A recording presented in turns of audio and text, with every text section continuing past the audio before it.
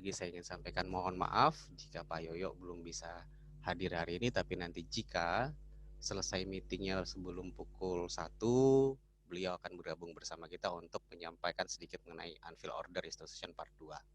Seperti itu. Baik, saya langsung ke materi pembahasan kita hari ini. Sebagai materi tambahan, yang saya akan bahas adalah 3 hal umum yang sering terjadi berhubungan dengan psikologis dalam trading. Ada 3 hal yang sangat seperti kita ketahui, Bapak Ibu yang sudah mengalami atau sudah memiliki pengalaman dalam transaksi, tentunya biasanya kalau kita melakukan transaksi, pasti kita akan belajar dulu nih, apa sih itu metode-metode dalam trading atau yang kita sebut dengan analisa secara teknikal. Nah, analisa teknikal ini memang sangat mempengaruhi kurang lebih sekitar 80% daripada pergerakan market ke depannya. Lalu yang harus kita pelajari selanjutnya, yang kedua untuk menguasai dalam trading tentunya juga adalah kita belajar analisa fundamental. Analisa fundamental biasanya sering saya sampaikan dalam seminar, dalam webinar ini biasanya kita ambil acuannya dari Forex Factory atau dari sumber-sumber lain. Bisa jadi dari Reuters, dari Bloomberg, atau mungkin dari CNN atau CNBC, berita-berita terupdate yang saya rasa Bapak dan Ibu juga yang sudah punya pengalaman trading cukup banyak pasti mengerti untuk dapat beritanya dari mana. Biasanya kita pakai Forex Factory. Nah, yang jika kita lihat chart, ini berarti kita sedang membaca secara analisa teknikal. Jika kita menggunakan sumber berita, berarti kita sedang melakukan analisa secara fundamental.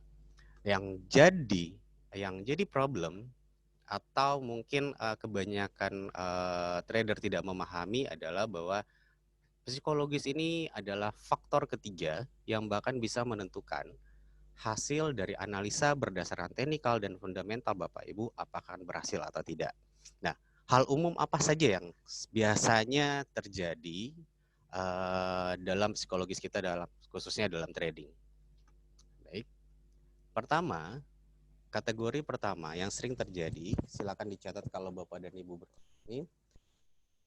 Pertama itu adalah FOMO trading. Nah, FOMO trading, kalau dalam bahasa artinya untuk FOMO trading ini berarti adalah orang yang takut ketinggalan.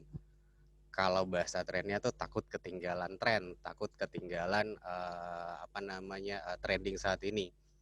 Kok udah pada zaman-zaman kalau ibaratnya sekarang tuh kayak kids zaman now gitu, jadi takut ketinggalan mode yang sedang terjadi sekarang. Nah, kalau dalam trading, FOMO trading ini termasuk dalam kategori para trader yang takut ketinggalan harga yang sedang terjadi saat itu. Contoh seperti ini misalnya, kita ngelihat market, contoh saja,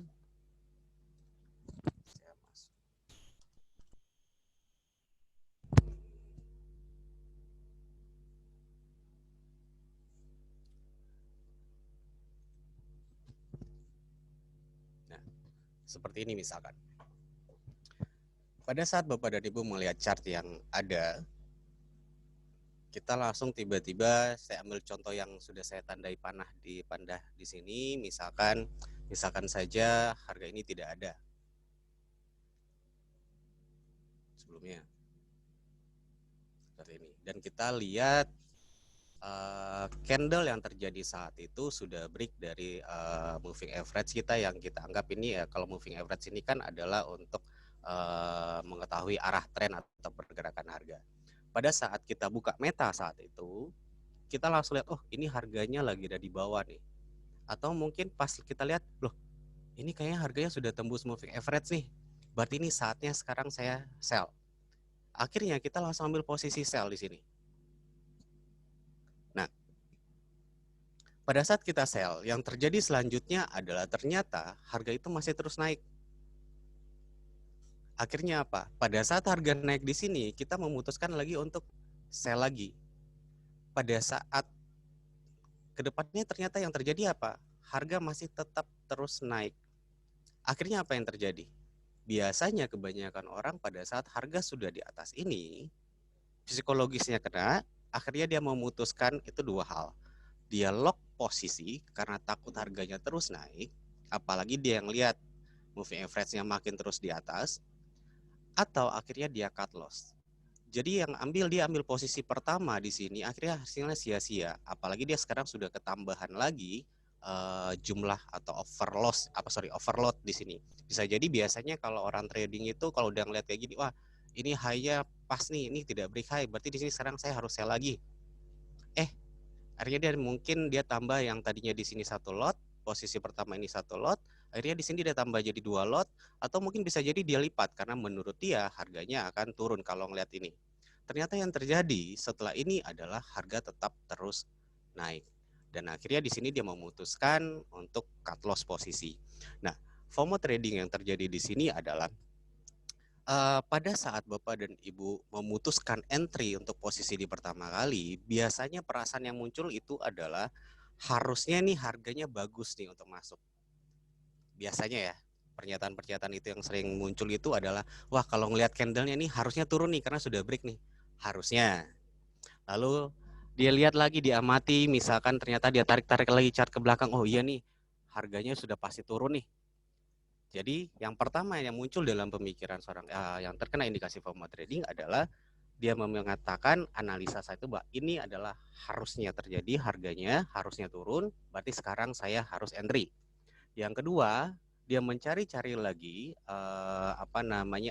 pergerakan-pergerakan yang mirip sehingga dia bisa memutuskan saya yakin nih ini pasti harganya untuk saya sell. Ini contoh saja ya Bapak Ibu ya. Akhirnya muncul keputusan ketiga di dalam pemikiran dia bahwa oke, saya nggak boleh ketinggalan. Bisa jadi pada saat ini ternyata langsung turun terus karena biasanya kalau sudah menembus garis moving average, harganya makin turun. Biasanya seperti itu. Ya. Nah, ternyata yang tidak kita ketahui adalah harga justru terus naik. Nah, jadi kalau misalkan Bapak dan Ibu mulai dalam trading, biasanya karena kita berpikir kita sudah lama trading, kita sudah tahu analisa teknikal, kita sudah tahu segala macam bentuk metode, pas kita buka market, kita dengar teman-teman kita dengar suggest dari rekan-rekan, akhirnya kita memutuskan harus entry. Nah, harus entry inilah atau harus entry saat ini itulah yang disebut dengan FOMO trading dan ini sangat-sangat sering terjadi kepada para trader. Kalau untuk yang trader sudah profesional, untuk swing trading mungkin tidak ya, tapi ini biasanya sering terjadi kepada sama trader-trader yang suka scalping atau mungkin daily trader.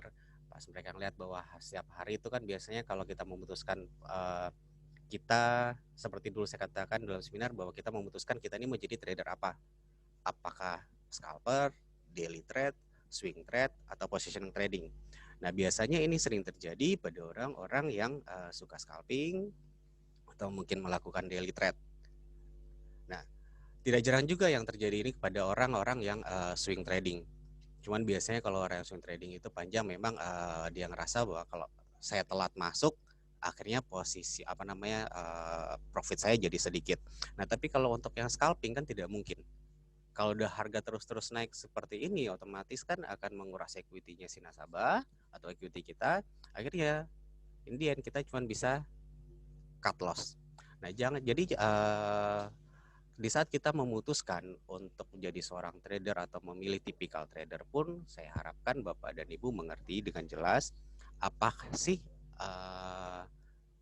kenapa sih kok saya melakukan trading itu berdasarkan daily trade. Kenapa sih kok saya akhirnya memutuskan trading itu berdasarkan scalping? Apakah itu semua karena belajar dari teman atau karena memang asik ngelihat tradingnya itu harus sebentar-sebentar seperti itu kan? Nah, ini saya kembalikan kepada metode Bapak dan Ibu ya. Nah, di sinilah yang saya masuk FOMO trading dan sering terjadi kita terjebak dalam kondisi seperti ini.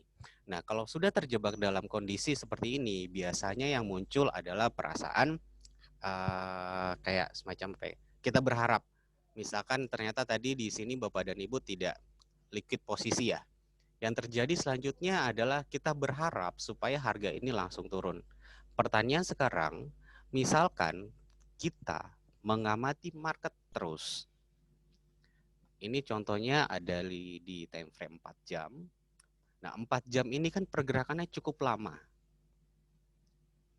Apakah siap mental kita menunggu dari kita ambil yang di sini, lalu harus nunggu 4 jam berikutnya, sudah 8 jam posisi kita salah, 12 jam posisi kita salah, bahkan sudah 24 jam posisi kita salah. Apakah mental kita siap menunggu selama itu? Nah, hal-hal seperti ini yang sering terjadi di saat kita lebih sering, akhirnya mau tidak mau itu kita memaksakan diri untuk memantau, melihat posisi, akhirnya ambil keputusan. Tadi di sini akhirnya kita cut loss. Oke, saya contohkan.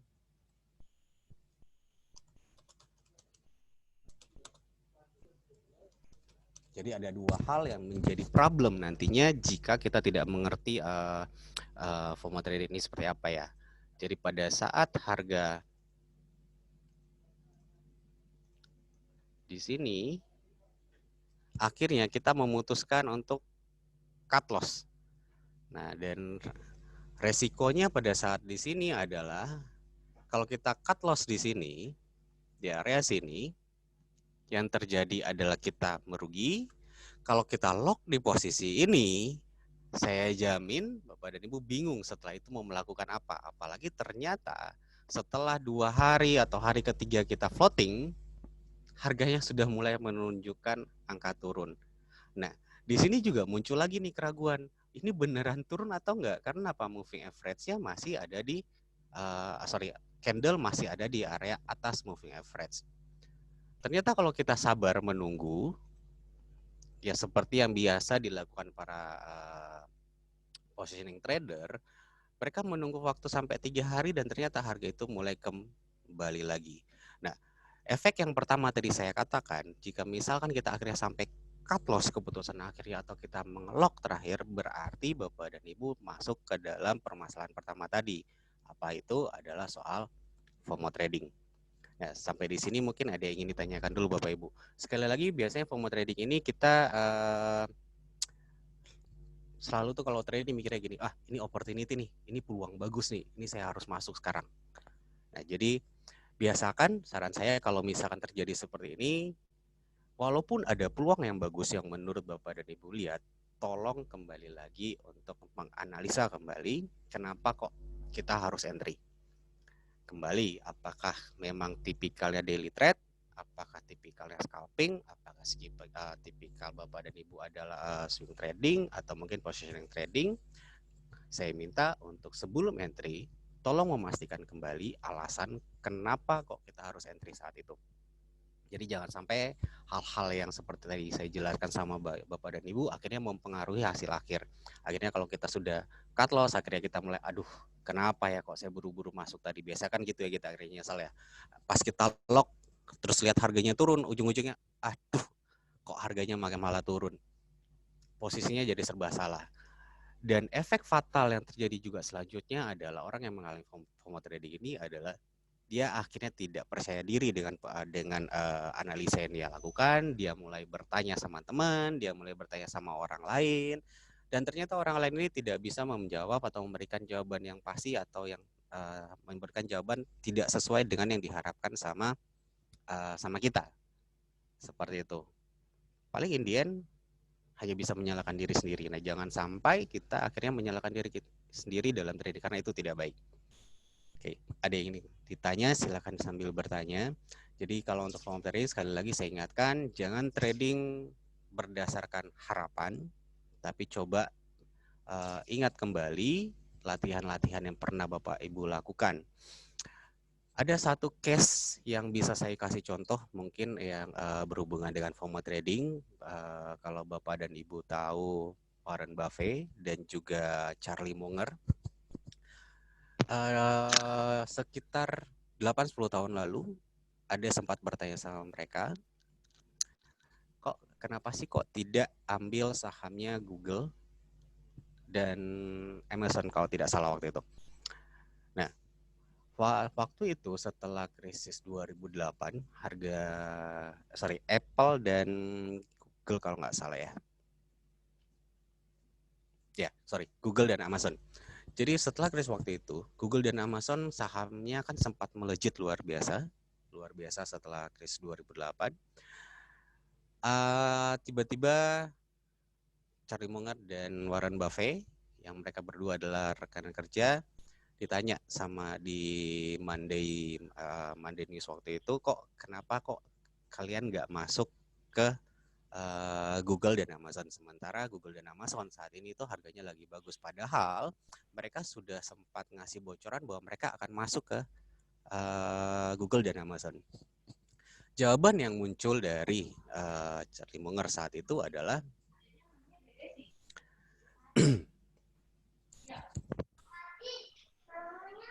we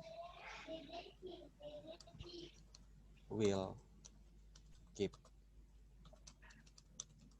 missing them, but our secret is that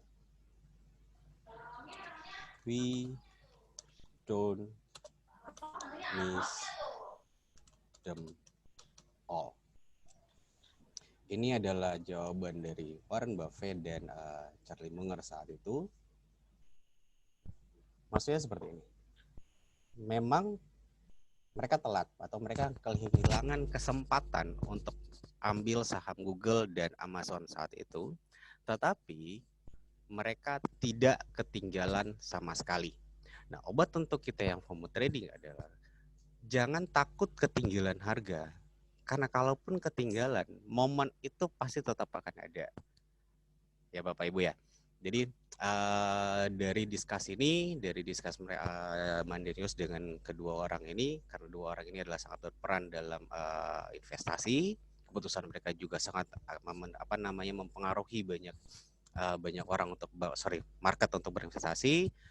Dan jawaban mereka tuh sangat sederhana banget bahwa mereka memang kehilangan momen untuk saat itu, tetapi tetap mereka merasa bahwa momen itu tidak ketinggalan. Terus buat apa gitu loh, nggak usah takut ketinggalan. Endingnya pun mereka berdua akhirnya masuk juga untuk beli saham Google dan Amazon. Nah, jadi kalau advice saya buat teman-teman yang lagi trading, kembali cek pergerakan harga, lihat lagi apakah memang harus kita masuk saat itu. Jadi jangan pernah terburu-buru. Oke. Nah, ini adalah kesalahan atau hal pertama yang biasanya terjadi dalam yang dialami para trader pada umumnya. Nanti kita bisa sambil bahas bersama ya. Oke. Yang kedua, setelah tadi FOMO trading, yang kedua biasanya yang terjadi tadi satu adalah FOMO trading. Yang kedua itu adalah revenge.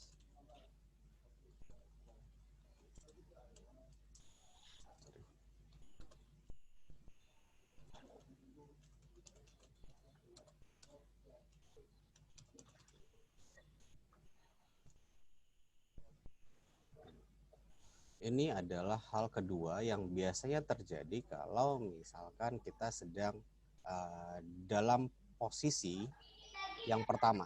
Jadi ini sangat berhubungan ya. Yang pertama tadi kan kita buru-buru. Yang kedua itu adalah revenge trading. Nah, revenge trading itu maksudnya seperti tadi yang saya jelaskan di sini, kembali ke contoh di sini. Di saat kita positioning salah saat entry kita di sini, saya kasih tambahan.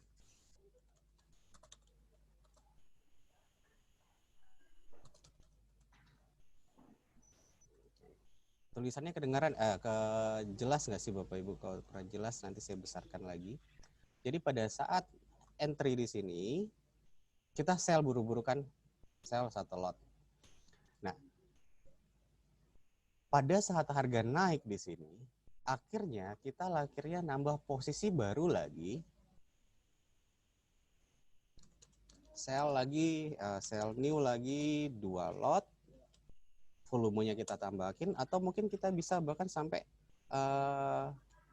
di double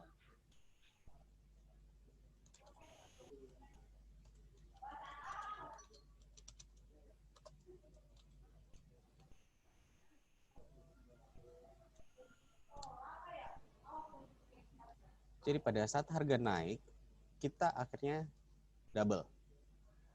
Biasanya ini adalah hal yang umum ya untuk kita lakukan. Biasanya akhirnya pada saat harga naik, udah deh tak double posisinya. Nanti supaya misalkan sampai di sini aja saya liquid. Biasanya supaya tahu kalau sampai di sini mungkin satu rugi satu profit ya, nggak apa-apa lah, minimal paling nggak bisa balik modal ya, syukur-syukur bisa dapat untung. Nah ini juga masuk dalam yang saya katakan kategori bahwa kita sedang mengalami suatu problem khususnya dalam psikologis trading kita. Semakin kita double posisi, semakin kita tambah posisi, ujung-ujungnya kita pasti cuman akan berakhir pada cut loss dan lock. Itu udah jelas. Jadi jangan sampai pada saat misalkan kita lagi trading, sedang dalam posisi trading, posisinya lagi minus, akhirnya kita tidak menganalisa kembali pergerakan market atau terpancing karena emosi dari FOMO trading tadi, akhirnya kita memutuskan mendouble posisi lot. Jadi jangan sampai sekali lagi jangan sampai kalau Bapak Ibu lagi trading posisi yang salah, lalu seolah-olah berpikir ingin menambah jumlah lot dengan tujuan bisa dapat keuntungan atau minimal bisa balik modal. Apalagi kalau ternyata analisa itu yang Bapak dan Ibu lakukan ternyata tidak menunjang pergerakan saat itu. Contoh seperti ini pergerakannya. Di sini kita double position. Ternyata dia naik lagi. In the end, hanya ada dua hal ini yang kita bisa lakukan. Cut loss atau lock. Sekarang, kenapa nggak pas dia naik di sini ternyata kita stop loss atau kita cut aja di sini? Kenapa harus nunggu sampai di sini? Nah, begitu sampai di sini, kita udah ngeliat ada tren seperti ini. Kenapa kok kita masih mempertahankan posisi ini? Nah, biasanya mungkin satu hari kita nahan posisi seperti satu hari oke lah ya, masih kita bisa nunggu. Tapi gimana kalau ternyata sudah lewat 2 hari? Gimana kalau udah lewat 3 hari? Itu akan sangat-sangat mempengaruhi psikologis trading kita. Jadi hindari hal yang kedua ini di saat kita sudah tadi ada harapan dalam trading, berharap atau trading berharap, akhirnya posisinya salah, akhirnya kita berharap lagi, nambah posisi, jumlah lot size-nya kita berbesar, in the end kita harus berakhir dengan close dan lock. Saya jamin Bapak dan Ibu kalau melakukan ini terus, sebagus apapun metode yang Bapak Ibu lakukan, akan berakhir tetap dengan dua hasil ini, cut loss atau lock. Nah, ini yang saya sebut atau kami sebut dengan revenge trading. Dan ini biasanya paling sering, sangat sering dan sangat umum terjadi. Kadang baru naik 5 poin, kita pengen balas nih secepatnya. Yaudah deh, saya masukin aja tadi misalnya kita ambil 1 lot, sekarang saya masuk 2 lot. Nanti kalau dia turun sebentar aja nih, tak tungguin deh, saya berani deh, saya mau deh nungguin. Tungguin aja, ternyata nunggunya tuh harus sampai hari kedua, sampai hari ketiga, nggak selesai. Akhirnya nambah average-nya jadi nggak jelas, positioning lotnya jadi nggak jelas, ujung-ujungnya berakhir juga ujung-ujungnya, ya kalau nggak cut loss, margin call. Jadi jangan sampai hal ini terjadi kepada Bapak dan Ibu. Nah, efek ketiga yang terjadi di sini adalah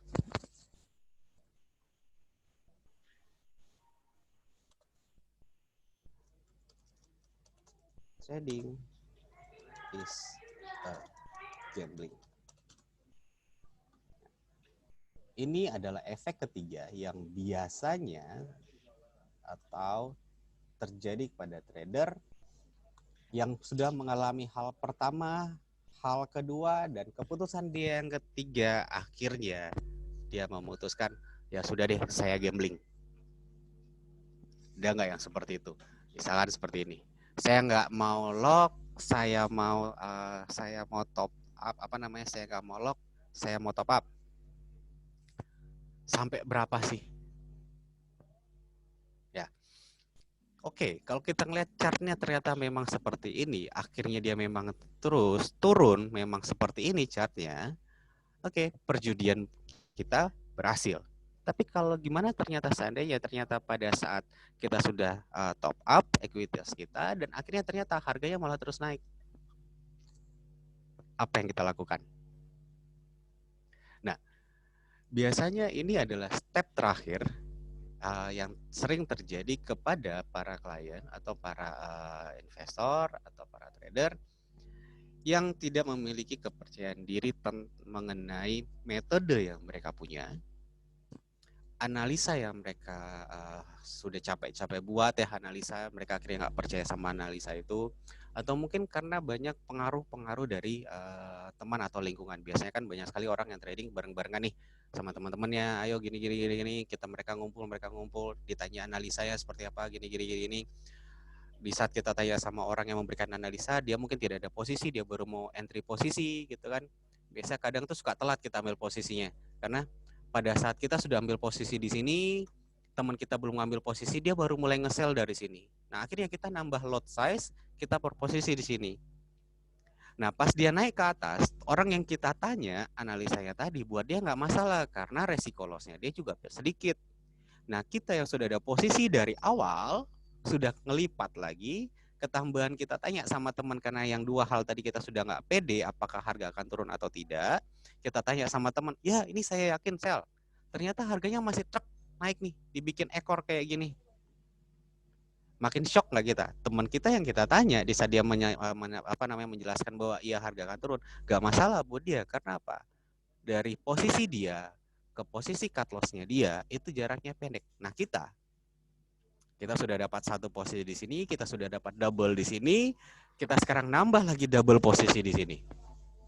Sampai di sini akhirnya harus bertahan. Kalau kita lihat di sini ada 4, 8, 12, berarti harus nahan lagi 1,5 hari.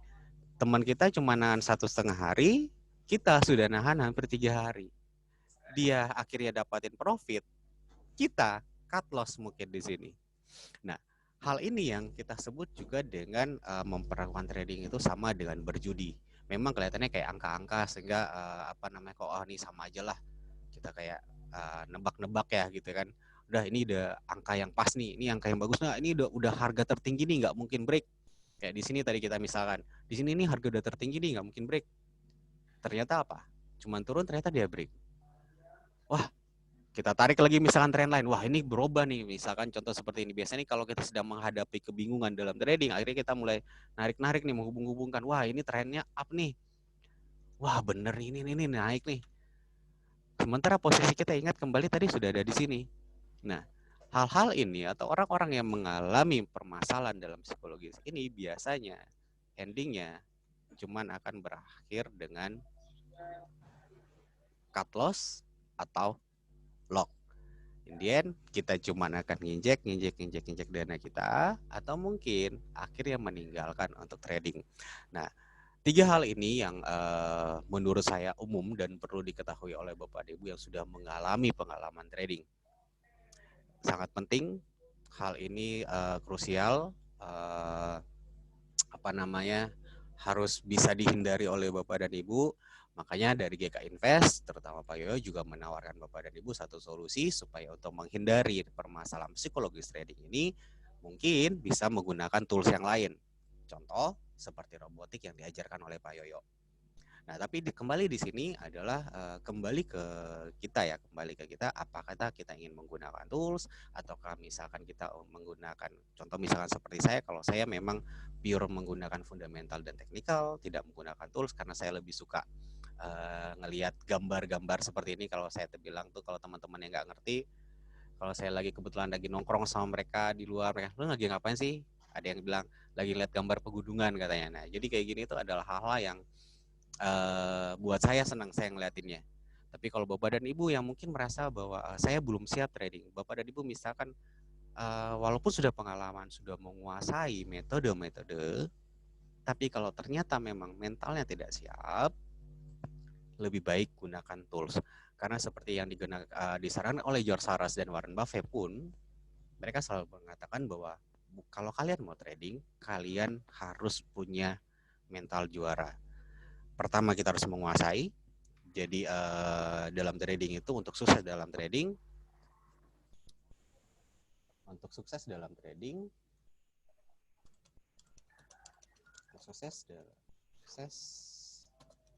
trading ada 3 hal yang harus dikuasai. Ini versi dari Soros, Warren Buffett. Oke. Pertama yang harus kita kuasai adalah mengerti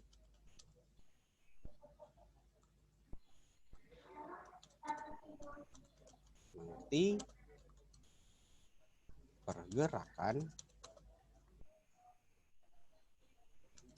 harga berdasarkan teknikal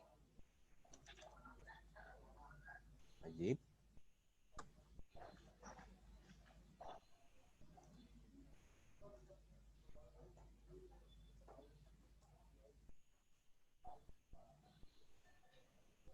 Oke. Lalu yang kedua itu adalah memahami maksud dari berita fundamental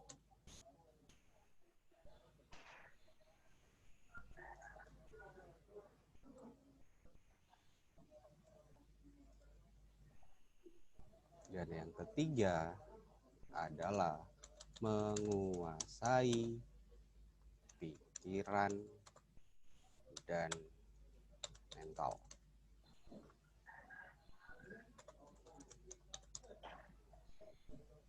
Nah, hanya ada 3 ini yang jadi kunci sukses untuk para trader besar untuk bisa sukses dalam trading. Pertama, kita harus mengerti pergerakan harga berdasarkan teknikal. Kalau kita bicara teknikal di sini berarti kita berbicara soal tren.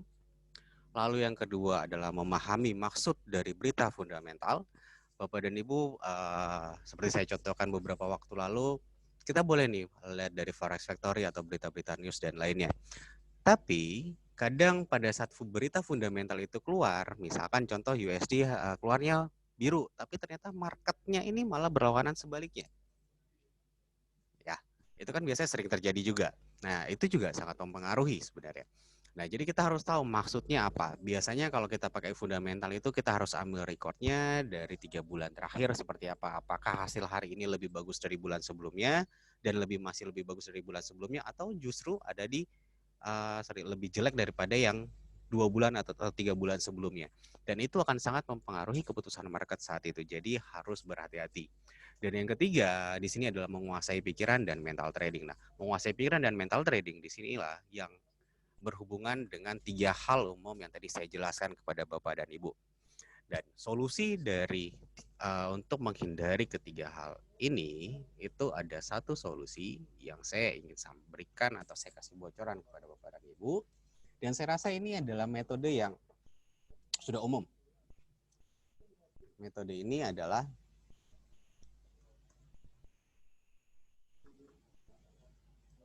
TAE. Nah,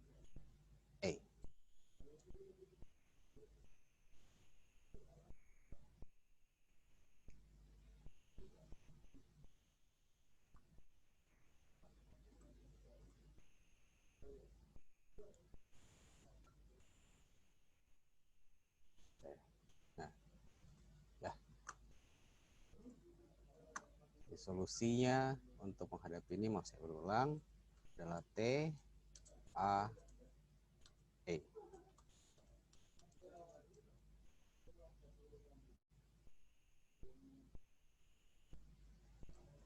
TAE ini apa? Saat kita akan trading, kembali lagi kepada 3 untuk sukses dalam trading ini ada 3 hal yang kuasai, dan TAE di sini juga intinya adalah kunci dari kita mau trading ya Bapak dan Ibu. Kalau sudah menguasai trade, tolong kembali lagi ingat 3 hal ini sebelum entry posisi. Sebelum entry posisi. T di sini adalah based on trend atau trending ya. Oke. T sama dengan trend. Nah, trend berarti kita acuannya kembali adalah masalah technical analysis. Di saat kita memutuskan masuk entry market, kita harus membaca trend seperti ini. Saya kasih contohkan. Dan untuk membaca tren itu kita harus menggunakan yang namanya chart time frame yang lebih jauh. Kita tidak bisa membaca tren untuk mengetahui apakah saat ini harga memang sedang dikuasai oleh buyer atau seller. Sorry sebelumnya, kalau Bapak dan Ibu mengetahui bahwa yang disampaikan sama Pak Yoyo, unfill order itu kan dipengaruhi oleh dua pihak ya, pihak buyer sama pihak seller. Nah inilah kenapa kita harus mengetahui apakah saat itu market sedang dikuasai oleh pihak buyer atau pihak seller. Nah makanya pertama yang harus kita mengerti adalah tren. Kita harus tahu dulu tren market saat itu sedang bergerak di area mana. Nah biasanya kalau untuk saya sendiri, saya selalu menggunakan moving average 200 karena moving average 200 di sini base-nya seperti ini, simpelnya seperti ini. Selama ini kan adalah moving average 200 yang warna biru. Simpelnya adalah selama harga daily sedang berada di area di atas moving average 200, berarti secara gambaran kasarnya adalah market masih dikuasai oleh para pihak buyer. Ya, tapi kalau misalnya ternyata harga sudah jauh di bawah, sudah melewati moving average 200, berarti saat itu harga sedang dikuasai oleh para pihak seller. Oke. Nah, sebelum saya mungkin saya bisa jelaskan kembali. Dulu juga saya sempat jelaskan bahwa kita menggunakan moving average itu indikator moving average ini biasanya digunakan untuk mengetahui arah trend market. Ya, ada yang menggunakan ini untuk entry market silakan, tapi kalau biasanya kita atau kalau saya lihat juga para profesional mereka menggunakan moving average ini adalah menjadi acuan saja apakah memang harga masih dalam on the track mereka atau masih berpihak pada buyer atau masih berpihak pada seller. Oke. Jadi yang pertama harus dilakukan adalah itu. Apakah hanya bisa menggunakan moving average? Tentu tidak. Kita juga bisa pakai yang namanya garis trend line. Seperti itu misalkan contoh seperti ini kita mau pakai trend line juga boleh. Tinggal tergantung ya kita mau nariknya dari mana ya.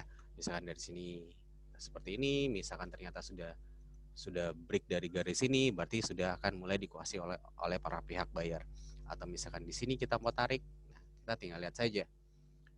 Jika memang break dari tren, misalkan ternyata kita masih ada posisi, ya lebih baik tolong berhati-hati atau mempersiapkan strategi baru. Tapi kalau tidak misalkan break dari tren, silakan aja. Ya, itu contoh dari saya yang pertama. Jadi kalau mau sukses dalam trading harus punya metode yang pertama. Dan sebelum entry, tolong pastikan dulu bahwa memang market yang Bapak Ibu ikuti memang sedang berada dalam tren. Jadi jangan lawan tren. Saya sih tidak menyarankan ya.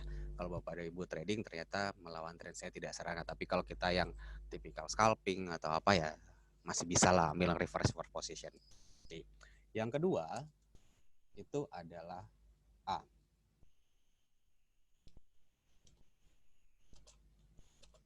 Nah, yang A saya masukkan di sini adalah area of value. Contohnya gini.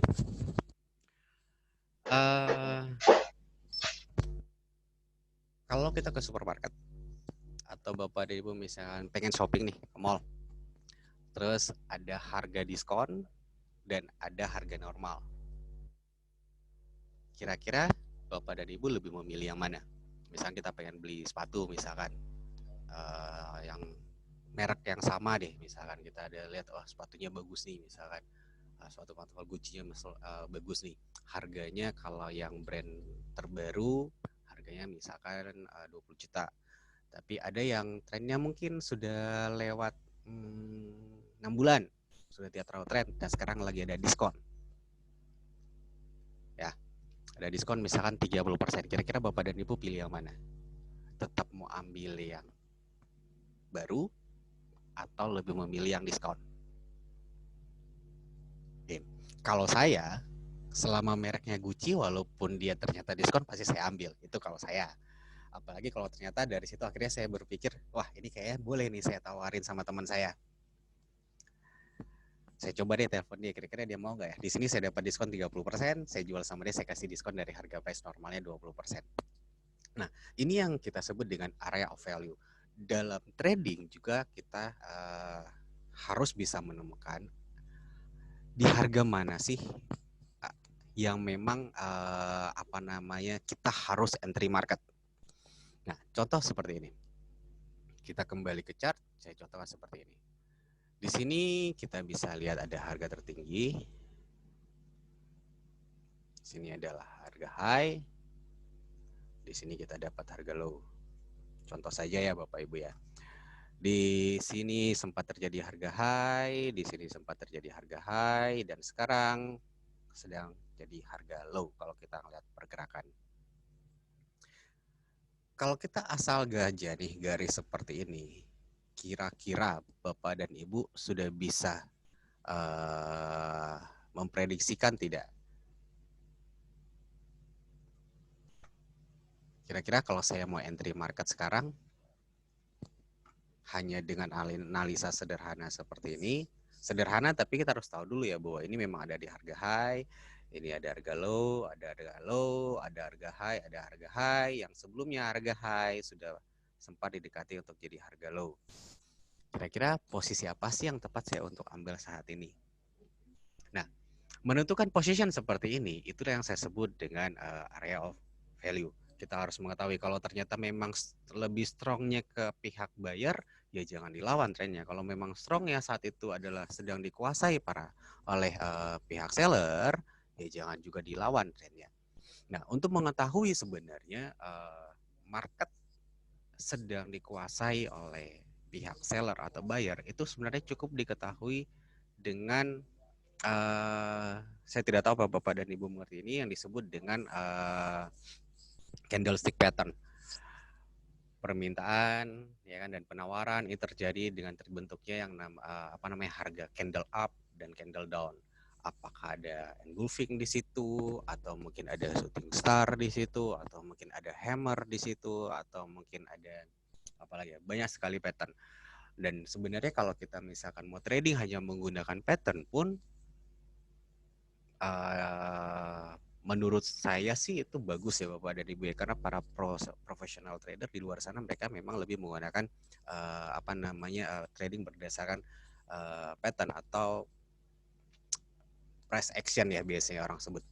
Nah, itu lebih tepat karena apa? Kita bisa mengetahui saat ini memang apakah para big player di luar sana mereka memang mainnya mengikut market ini sedang dikuasai oleh siapa nih? Apakah pihak buyer atau pihak seller. Nah, dengan menentukan area-area ini kita sudah tahu bahwa pihak seller yang sedang masuk ke dalam market, kita nggak akan ragu kalaupun ternyata kita harus hold position. Tapi sekali lagi kalau mau hold position, kita harus jelas ya analisanya kenapa. Yang pertama kita harus tahu tren, yang kedua pada saat kita ingin entry, baru ingin entry ya Bapak Ibu ya. Untuk mengetahui area value, ini belum berarti kita sudah entry, tidak.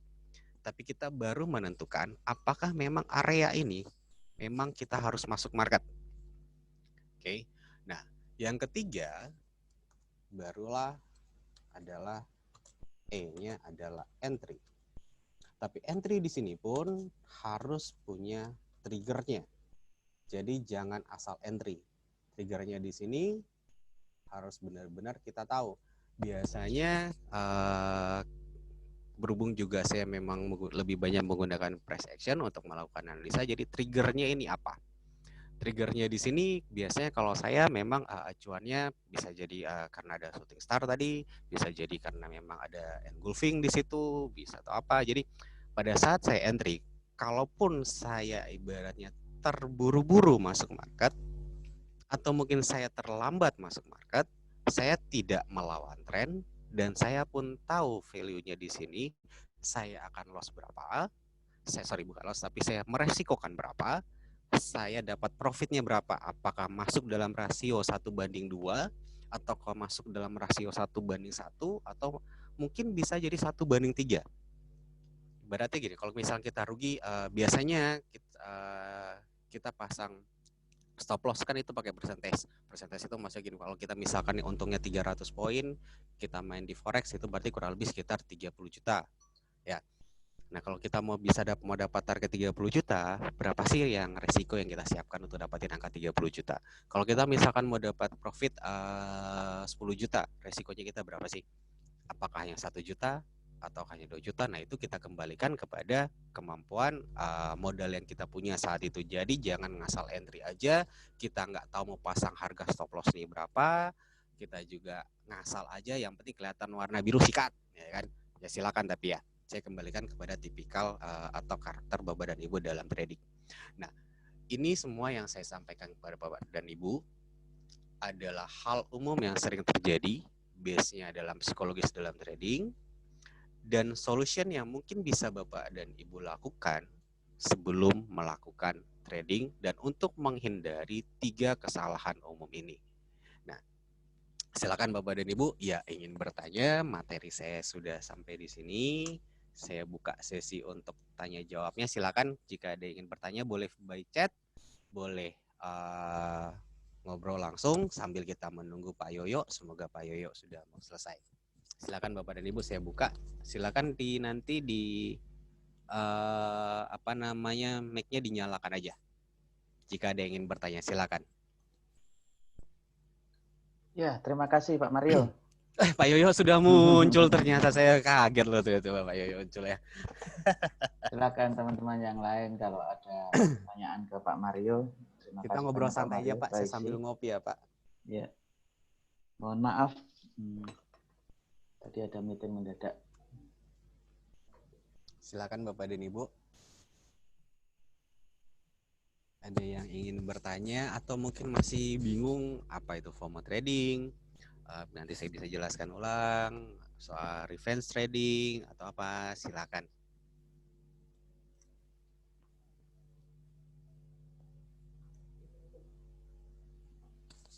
Jika tidak ada, berarti saya kembalikan sama yang tuan rumah nih. Tuan rumah kebetulan sudah ada. Tuan rumahnya, kita semua tuan rumahnya.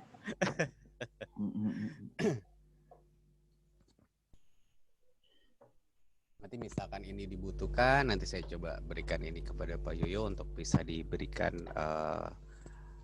biar bisa masuk di step ya Pak Yoyo ya. Oke, siapa tahu bermanfaat. Pasti bermanfaat ini Pak. Saya harap materi hari ini bermanfaat. Sekali lagi jika ada yang ingin ditanyakan silakan ditanyakan. Waktu dan tempat kalau gitu saya kembalikan kepada Pak Yoyo. Silakan Pak Yoyo. Oke, terima kasih banyak Pak Mario.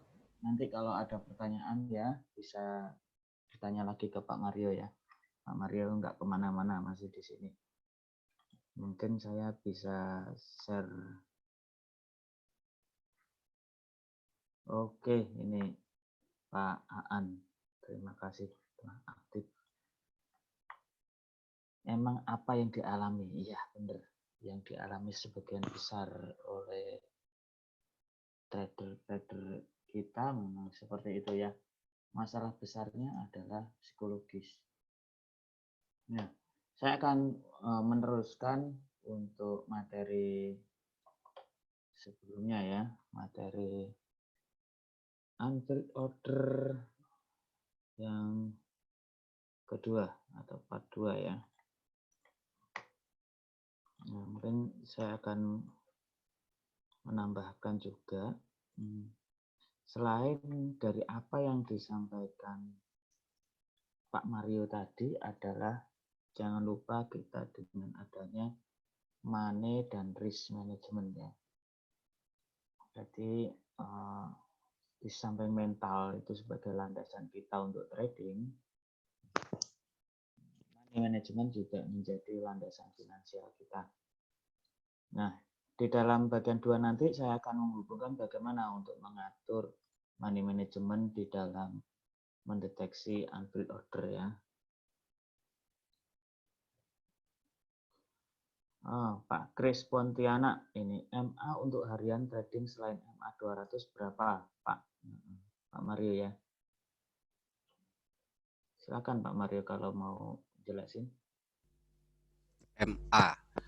Kalau untuk harian, kita biasanya saya gunakan, kalau untuk hitungan pajak saya pakai biasanya 9 sama 20 Pak, biasanya. Tapi itu memang hanya untuk tergantung ya, kalau semakin kecil period yang kita gunakan memang akan lebih sensitif seperti itu. Tetapi kalau sekali lagi bahwa kalau untuk saya moving average itu digunakan hanya untuk mengetahui arah tren saja. Makanya saya lebih suka ngeliat MA itu laga yang periodnya lebih besar, biasanya di atas 20. Bisa saya pakai 20, bisa saya pakai 50, dan terakhir selalu di 200. Biasanya di 4 jam daily sampai maksimal di weekly saja. Karena biasanya kalau semakin range-nya semakin jauh, biasanya tidak kelihatan. Kalau misalkan kita di 1 jam terus kita pakai 200, biasanya tidak kelihatan yang 200-nya. Tapi kalau kita pakai yang 9, pakai 20, itu biasanya bisa digunakan untuk time frame yang lebih rendah. Tapi kalau dan juga harus mengerti kalau kita mainnya di indeks, moving average yang kita gunakan tentu berbeda dengan yang kita gunakan di forex. Itu berbeda. Itu ada sensitifnya tersendiri lagi, Pak.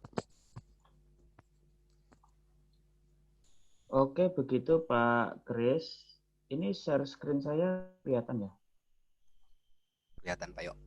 Oke. Nah, Pak Chris saya tambahin juga tentang kalau bingung untuk semuanya teman-teman yang minggu lalu, bukan minggu lalu ya, Selasa kemarin saya memberikan materi deteksi indikator terbaik ya. Setahun terakhir bagaimana untuk ngetes ini secara robotik ya. Jadi kita bisa melihat statistiknya bagaimana di MA 200 misalnya, ya kita running aja setahun terakhir bagaimana. Terus kemudian juga dengan robotik ini kita bisa menghipotesa, mencoba-coba apa yang menjadi angan-angan kita di sebuah indikator tertentu. Jadi cara mendeteksinya ada ya, bisa subscribe atau lihat ini judulnya di youtube.com, deteksi indikator terbaik setahun terakhir. Ini sebagai review aja ya, mungkin untuk bisa menambahkan Pak Kris. Nah, silakan kalau ada yang mau bertanya lagi ya, sambil saya mau melanjutkan tentang unfilled order institution ya. Ya, ini seperti yang kita ketahui bahwa pergerakan market dunia itu tidak ini ya, pergerakan harga dalam dunia trading ini tidak tergantung pada kecanggihan indikator ya, tapi melainkan bagaimana besarnya volume permintaan dan penawaran.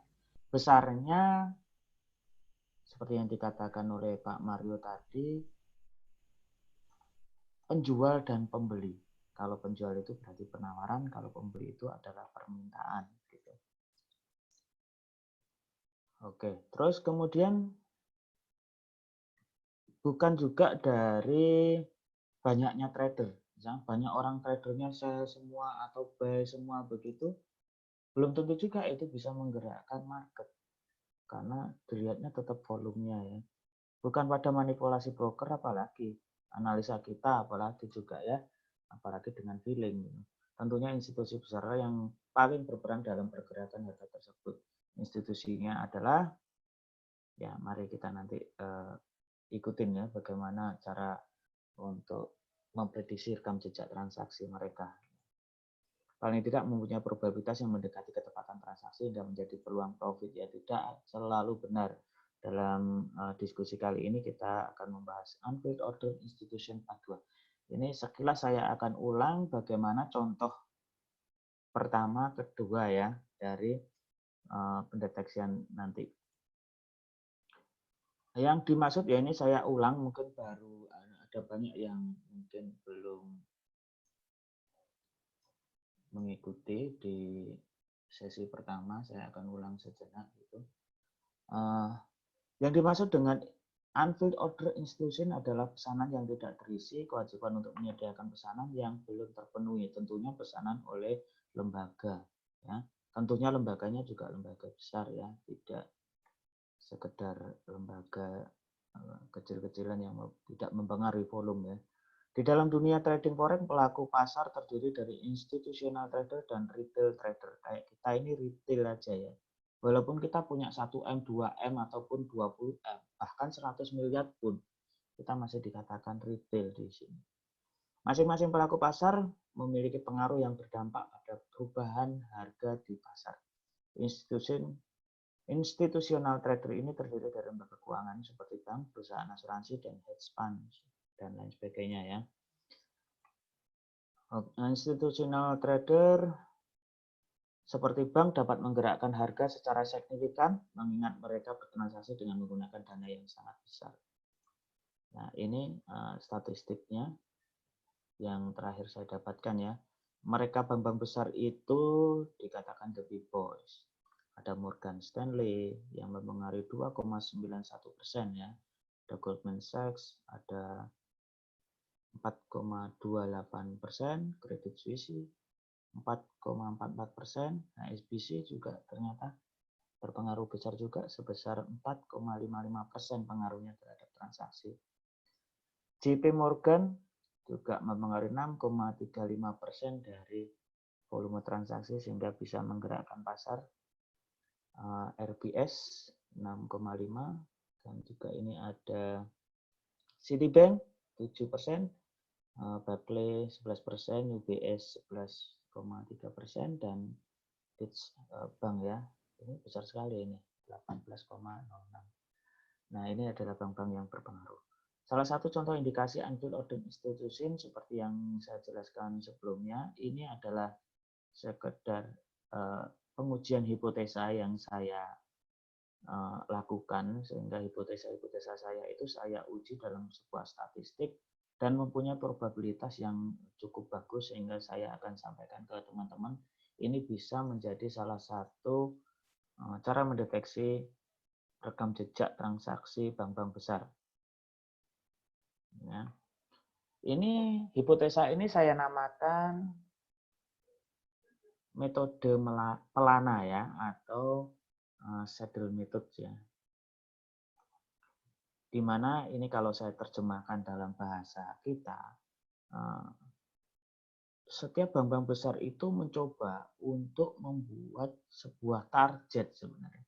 Jadi target sekian saya akan menjual dengan harga di sini, dengan volume sekian. Itu dia punya perencanaan keuangan seperti itu. Sehingga bagaimanapun caranya biar market akan menuju ke harga yang dikehendaki oleh institusi besar itu. Ya, dengan cara bagaimana itu. Tapi tetap akan ada perlawanan market. Sebenarnya bukan perlawanan, yang dimaksud adalah penyerapan market, keseimbangan market di situ. Ketika bank itu menjual, market bisa menyerap, ya otomatis tetap seimbang. Nah, ini adanya perubahan yang sangat cepat dan besar itu karena market kurang seimbang, seperti ibarat timbangan gitu, jomplang ya, miringnya terlalu perbedaannya besar. Nah, ketika bank-bank besar, institusi-institusi besar itu mencoba untuk mentargetkan sesuatu harga hingga dia membuat sebuah pending order ya, di mana di atas ya, misalkan ini ya, dengan mencoba untuk mentargetkan itu, merencanakan itu, maka market tergerak ke sana, harga tergerak ke sana. Tentunya ini akan dipengaruhi oleh opini-opini market juga ya. Biasanya juga institusi besar itu juga bisa menggoyang dengan berita-berita fundamental ya. Ya, namanya kita tahu sendiri ya. Ini di luar teknikal maupun fundamental, yang namanya news itu bisa dibeli gitu ya oleh kaum-kaum yang berduit itu. Biar gimana harganya naik. Tapi tetap aja market yang bicara. Ketika mereka berhasil menaikkan sekian ini, dia tidak sepenuhnya untuk sesuai target gitu. Ini yang dimaksud unfilled. Yang dimaksud di atasnya panah yang ada di sana itu adalah banyak beberapa pending order yang tidak terpenuhi gitu. Kemudian market menyerapnya, kemudian ada sideway di sini. Ini yang paling utama. Yang kedua, yang pertama adalah naiknya yang signifikan ini, yang kedua adalah adanya sideway. Inilah terbentuknya keseimbangan market dalam periode tertentu Sehingga ini bisa dikatakan penyerapan market dari penawaran dari institusi besar itu. Nah, ini pun karena ada kepentingan yang lebih besar lagi, maka market tergerak lagi ke atas untuk mencapai harga institusi besar itu tadi. Pending ordernya itu tercapai di sana dengan adanya berbagai cara ya, termasuk dengan penggerakan opini masyarakat atau opini market itu tadi. Nah, setelah berhasil pending ordernya, tentunya mereka melakukan penawaran di sini, melakukan jual di sini. Semakin banyak penjualan, stoknya semakin besar yang ada di market, kemudian harga pasti turun seperti hukum ekonomi ya yang kita ketahui bahwa semakin banyak orang yang beli maka harga semakin naik karena stoknya semakin sedikit. Semakin banyak yang menjual maka harga akan turun karena stoknya semakin banyak begitu. Ini hukum ekonomi. Nah, kemudian karena hanya sekedar kepentingan sesaat mereka menjual di situ, wah harganya sudah terpenuhi dengan jumlah besar mereka menjual di sini, nah akhirnya harga akan turun drastis karena stok yang ada di market itu terlimpah dan market tidak siap untuk menyerap itu. Ya. Kemudian terjadilah ketidakseimbangan market meluncur ke bawah seperti ini. Nah, disinilah tanda-tanda ini saya manfaatkan untuk menjual sell. Selnya di titik sideways. Nah, ada yang bertanya kenapa kok tidak di sini begitu ya. Ya, yang di sini itu adalah ring di mana sideways terjadi. Misalkan ini ya. Sideways itu syaratnya adalah ada puncak-puncak yang sama di atas dan ada puncak-puncak lembah-lembah yang sama di bawah. Lembah-lembahnya itu ini, puncak-puncaknya adalah ini. Ini adalah ibaratnya ini gerakan semu aja. Biasalah kalau market itu sebelum naiknya tajam mesti turun dulu, ngambil stop loss ya. Bukan berarti disengaja, memang itulah perilaku psikologis market itu seperti itu yang dijelaskan oleh Pak Mario tadi. Orang-orang seperti itu tuh banyak di dunia, sehingga seringlah itu bisa digambarkan seperti ini psikologis mereka. Yang mana sebenarnya itu digerakkan oleh opini market kadang. Dan itu opini market itu bisa dibentuk oleh media, terutama news-news yang keluar yang itu bisa dibuat saja. Ya, ada yang dibuat, ada yang benar-benar kenyataan. Nah, TP-nya di mana? TP-nya sebenarnya bisa di bawah sini, tetapi ini bisa agak dimajukan seperti itu. Sebenarnya TP ini tidak terlalu mengikat ya. Kalau saya lebih cenderung ada trailingnya ya. Trailingnya di 150 poin kita bisa kunci di 50 poin. Itu idealnya yang biasanya kalau saya pakai di time frame M15. Nah, terus SL-nya di mana? SL-nya adalah di sini, di atasnya sedikit kotak sideways-nya ini, pelananya ini, tempat duduknya. Nah, ini kan persis seperti pelana kuda begitu ya. Pelana atau saddle ya. Kalau di orang Jawa, desa itu tempat saya saddle, tak pikir itu bahasa Jawa katrok. Ternyata bahasa Inggris saddle. Tempat duduknya sepeda ontel itu loh, itu saddle. Nah, jarak antara SL dan sel-nya di sini itu harus jauh lebih kecil daripada TP. Kalau ini saya bandingkan 1:3. Nah, jangan lupa walaupun targetnya 1:3, kalau saya lebih amannya tetap pakai trailing. Trailing itu bisa manual, bisa pakai otomatis. Kalau manual ya target 1:1, kita trailing kecil aja di sana biar nanti kalau balik tidak minus lagi, nanti kalau memungkinkan harga masih memungkinkan ya bisa kita sell lagi gitu. Nah, jaraknya antara SL dan sell inilah yang saya maksud kunci dari money management itu. Ketika jaraknya sideways ini terlalu lebar sehingga membentuk SL yang panjang tidak sesuai dengan permodalan kita, ya kita jangan eksekusi. Kita harus menunggu yang sesuai dengan permodalan kita begitu. permodalan kita siapkan untuk berapa kali transaksi, misalkan 20 transaksi. Otomatis kita mempunyai uji coba atau statistik strategi yang dalam 20 transaksi itu harus untung, harus profit. Bagaimana caranya ya? Beberapa mungkin bisa dilihat di rekaman webinar saya, ada cara menghitungnya itu bisa per 10, per 20, per 100 begitu. Terserah seperti apa yang bisa membuat probabilitas statistik strategi Anda itu sesuai dengan strategi money management Anda. Jadi berat perang kita lengkap ya. Strategi kita sudah pikirkan harus sesuai dengan money managementnya, harus sesuai dengan risk management, dan tak lupa basicnya itu semua adalah psikologis trading yang seperti dijelaskan Pak Mario tadi. Gitu. Oke, jadi besar kecilnya ini bisa menyesuaikan dari money management. Kalau di auto chartis itu ada yang namanya kalkulator risk, kalkulator money apa?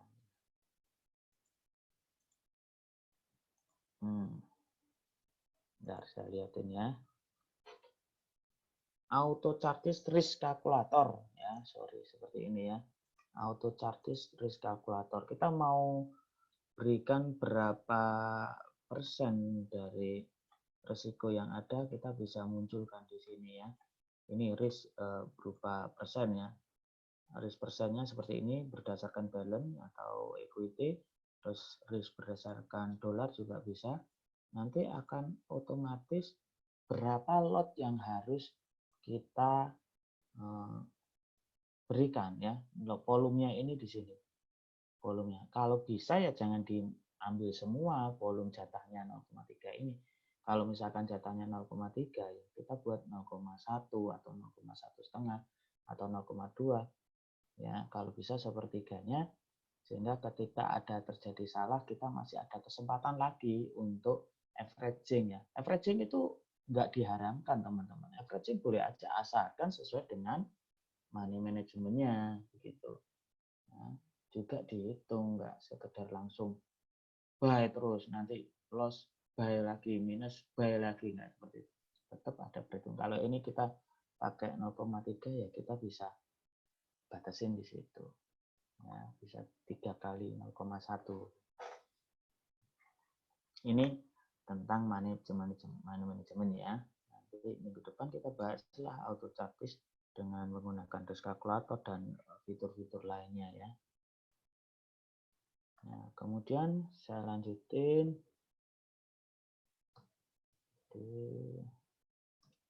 Nah, ini risk rewardnya SL dan TP 1/3. Perhatikan MR manajemen sebagai money dan risk management yang saya tunjukkan tadi. Nah, hipotesa saya ini saya namakan saddle method. Sebenarnya ini sudah bukan hipotesa karena sudah menjadi formula ya. Bisa dipraktekkan teman-teman. Ini nanti kalau ketemu seperti ini, teman-teman bisa komen di YouTube, nanti kita bisa diskusi di channel YouTube itu ya yang saya sebutkan tadi. Dan saya juga akan mengupload ketika saya menemukan metode ini muncul gitu, saya akan upload di YouTube bagaimana kebenarannya ya, probabilisnya seperti apa. Karena teman-teman ya kita kan bolehlah segala sesuatu itu mengekor ya, ngikutin ilmu-ilmu apa dan lain sebagainya, boleh, itu sebagai dasar kita untuk menemukan sesuatu hal yang baru gitu teman-teman. Ya, mudah-mudahan ini juga bisa membantu teman-teman. Nah, kalau kebalikannya bagaimana? Kebalikannya ya namanya inverse tulisannya ya. Inverse saddle method.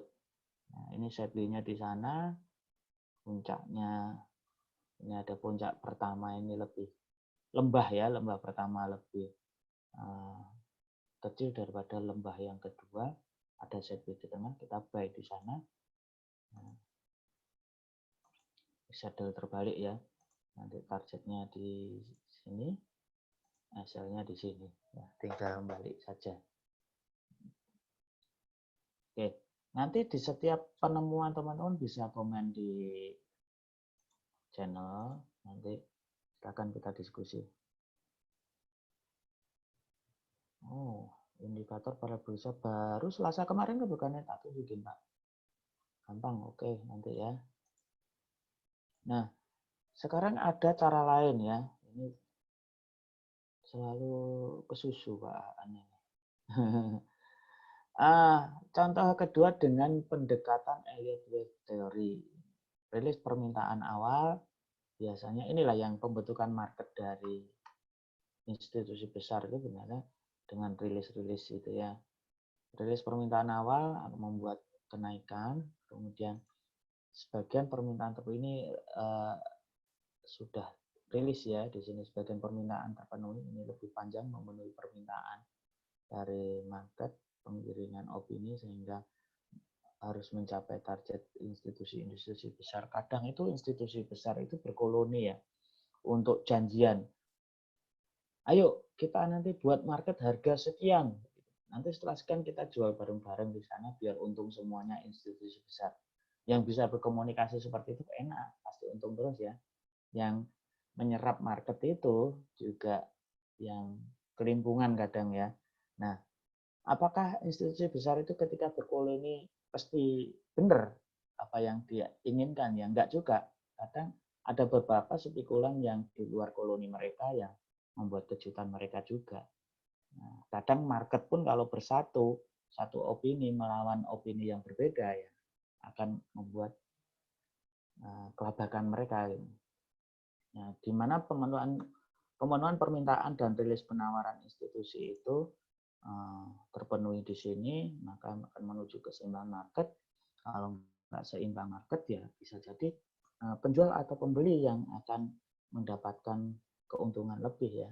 Kalau penjual yang lebih dominan maka harga akan turun drastis seperti itu. Ini metode pendekatan kedua sebagai tanda-tanda unfilled order institusi. Ini sudah saya sampaikan di minggu lalu ya. Contoh ketiga dan keempat kita akan langsung aja di chat nanti ya. Contoh-contoh berikut akan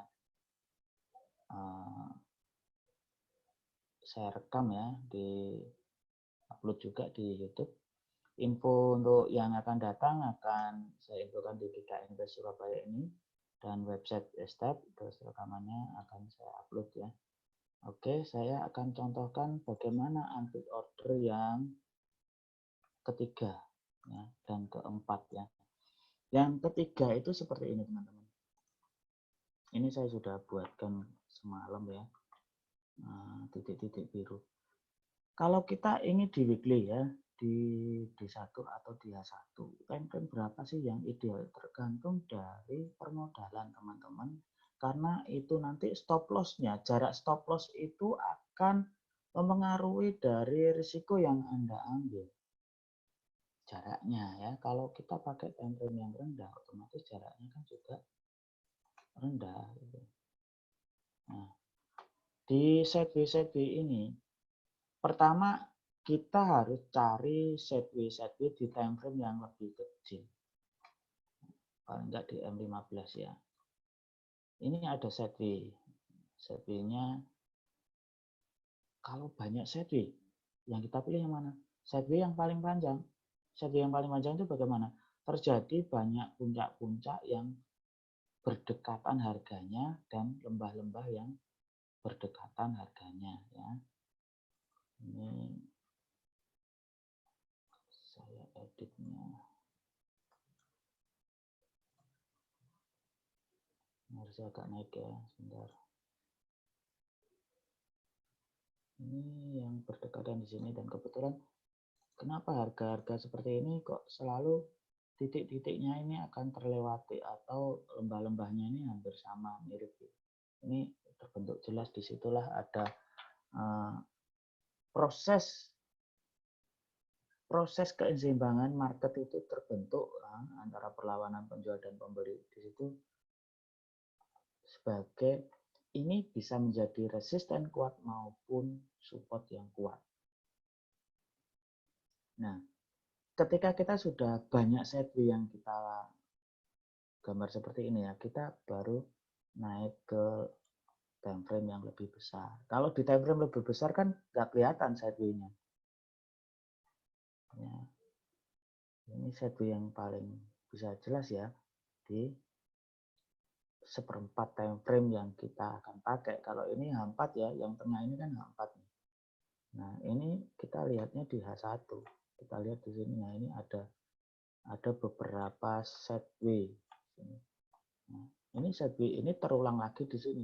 Mungkin sekali akan terulang lagi nanti. Ini sebagai area-area yang sebenarnya sangat riskan untuk transaksi ya. Setelah melewati area itu kita bisa memulai transaksinya. Ini mantul persis ya, pas biru ini mantul. Ini nanti akan menuju sana, mendekati sana sell, mendekati sini buy. Nah, kita lihat berapa kali mereka harga itu melewati harga yang sama. Itu kita juga harus waspada ya. Oke, karena ini di time frame yang berbeda, ini bisa kita. Nah, sebenarnya kalau di Euro USD itu areanya lebar ke sini. Ini cukup bagus untuk sell ya saat ini. Dengan catatan apa? Nanti tidak akan melewati harga yang ini harga yang tertinggi ya. Ini set W. Yang saya maksud kenapa saya merekomendasikan set W itu menjadi titik-titik psikologis dan titik-titik pendeteksian unfilled order. Karena hampir setiap ada penawaran maupun permintaan dari institusi besar itu akan diawali dengan keseimbangan market dan atau diakhiri oleh keseimbangan market. Keseimbangan market yang saya maksud itu adalah set W itu. Jadi sebelum dan sesudah itu biasanya ada unfilled order, ada set W di situ. Sebelum dan sesudah adanya gerakan pesanan ataupun permintaan dari institusi besar itu biasanya diawali atau diakhiri oleh set W. Bisa diawali dulu saja, bisa diakhiri saja oleh set W, atau dua-duanya diawali dan diakhiri. Gitu. Oke, itu pendeteksian yang ketiga, teman-teman. Dengan cara time frame yang lebih kecil, kita ambil set W-nya, kemudian kita lihat di time frame yang besar, maka akan temu titik-titik itu ketika keluar dari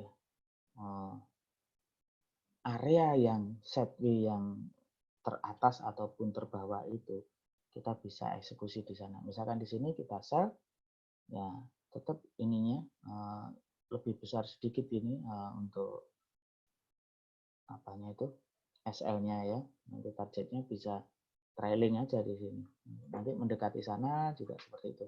Kalau ingin yang lebih pendek itu ada di sini tadi yang seperti saya tuliskan tadi di area kan tadi di sini.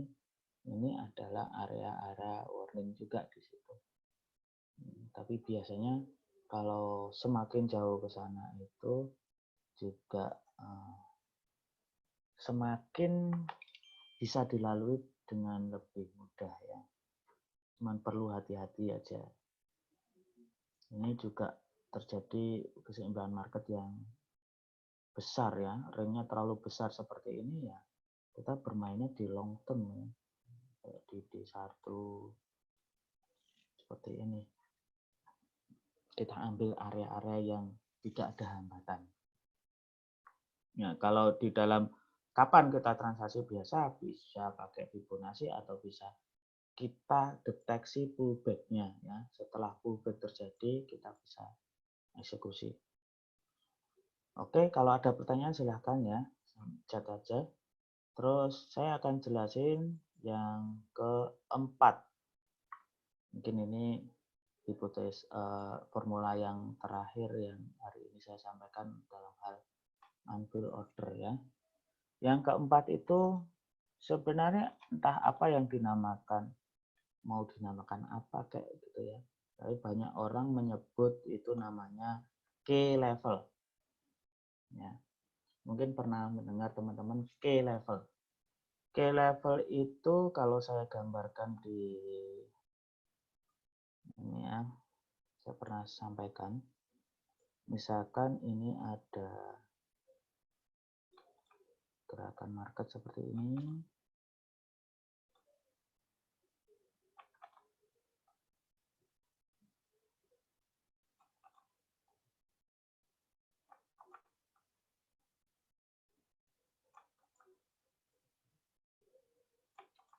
Nah, seperti ini ya. Misalkan mau begini lagi, terus ini ada lagi di sini. Nah, ini yang saya maksud dengan key level ya. Jadi area ini yang semakin sering menjadi puncak maupun lembah dari harga. Ini key level ya. Pak Rian ada di mana Pak Rian? Kok kayaknya baru ingat saya. Di sini ada Pak Rian, ada dari Jember, ada dari mana kemarin. Kalau Pak Rian ini dari mana Pak Rian? Pirgian. Salam kenal Pak Rian.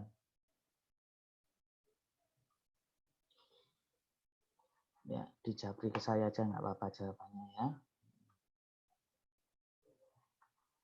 Nah, ini kita mencari titik ini. Ini apakah support atau resisten? Bisa dua-duanya. Ini bisa jadi resisten kalau di bawahnya harga yang running sekarang, bisa menjadi support kalau di atasnya ya. Jadi kalau running ini berada di bawahnya running berarti support, kalau ini ada di atasnya running berarti resisten. Semakin banyak dilalui seperti ini, kita semakin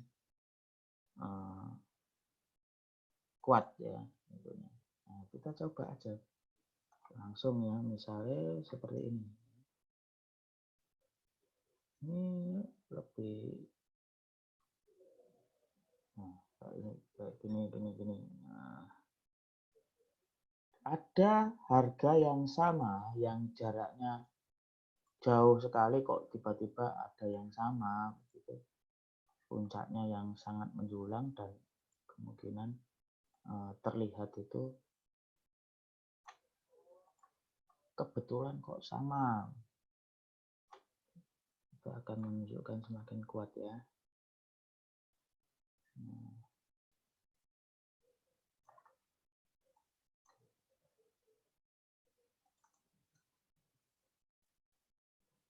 Ini juga ada, ini ada dua puncak, tapi dari bawahnya yang enggak ada ya.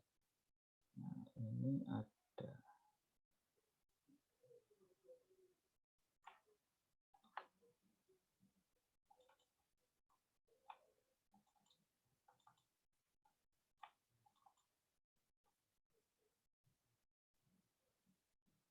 Nah, kalau areanya enggak persis seperti ini ya, teman-teman bisa lihat, saya perbesar ya.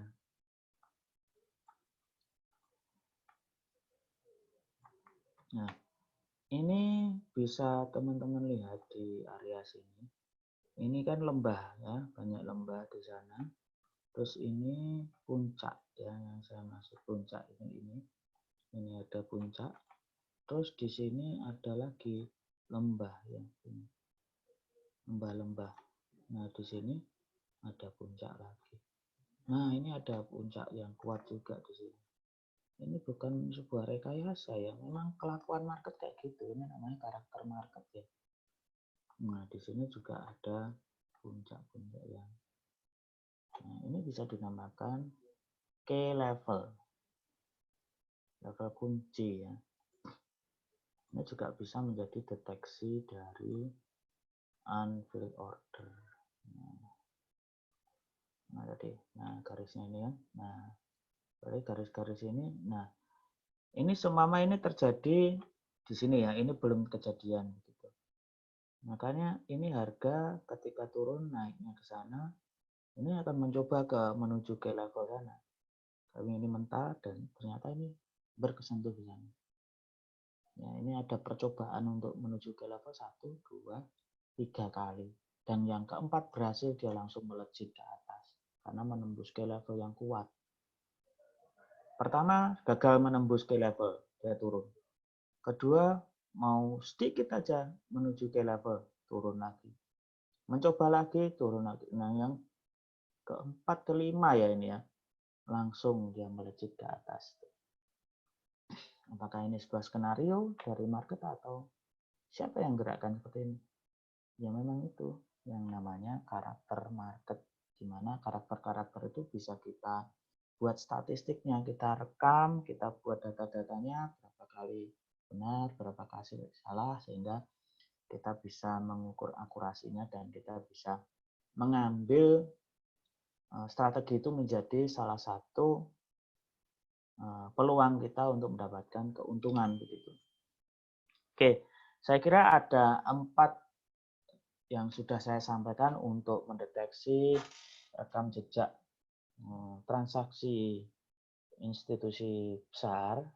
Teman-teman silahkan kalau ada yang mau tanya. Pertama yaitu dengan cara saddle tadi, yang kedua dengan cara alert web, yang keempat dengan cara setway di time frame yang lebih kecil untuk mendeteksi time frame yang lebih besar. Yang keempat adalah dengan key level, ya, level kunci. Nah, tadi ada pertanyaan tentang parabolic SAR ya. Kebetulan robot saya itu salah satunya menggunakan yang otomatis menggunakan parabolic SAR ya. Jadi ada yang parabolic SAR, ada yang manual, ada yang auto buy, auto sell, dan auto buy sell. Ini Pak Aan bertanya tentang parabolic SAR. Bacanya ya. Kebetulan juga sudah ada robotnya. Robotnya bisa di-download di sini, step.center, di sebelah kanan ini ada download robot gratis. Teman-teman bisa download di sana dan mungkin minta password robot juga ada di sini. Terus mau download copy trade reverse juga ada di situ ya. Mungkin bagi yang kurang jelas bisa hubungi officialnya masing-masing. Oke, saya jelasin tentang parabolic SAR ya. Parabolic SAR ini adalah salah satu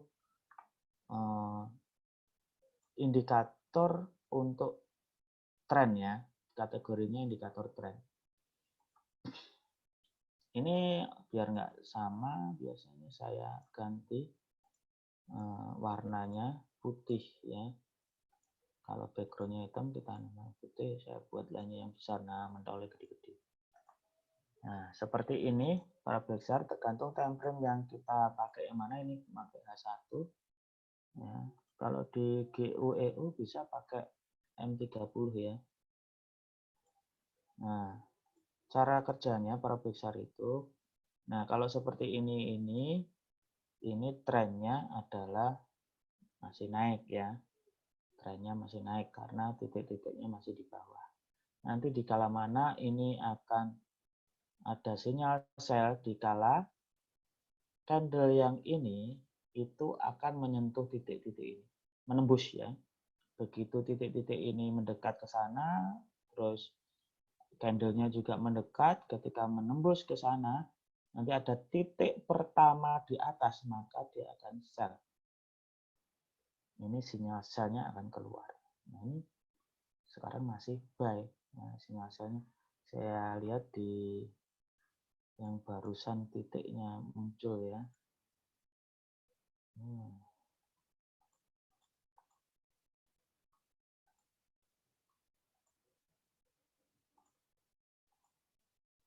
Nah, ini M5 barusan nembus kayak gini ya.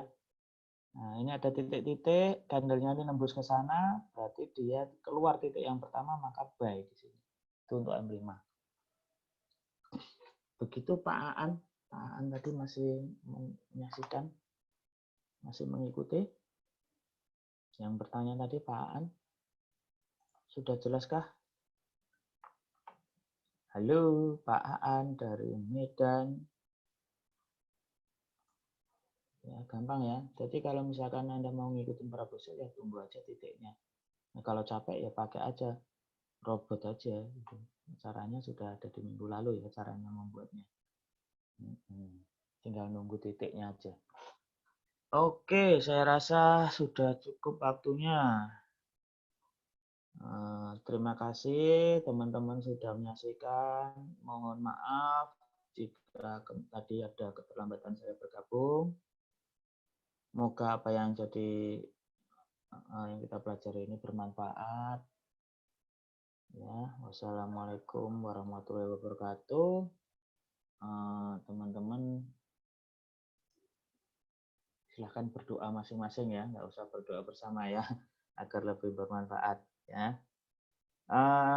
Saksikan kembali setiap Selasa dan Kamis akan selalu ada jam 12 dengan password dan ID yang sama. Kasih tahu teman-teman Anda untuk bisa bergabung. Ya. Terima kasih ya.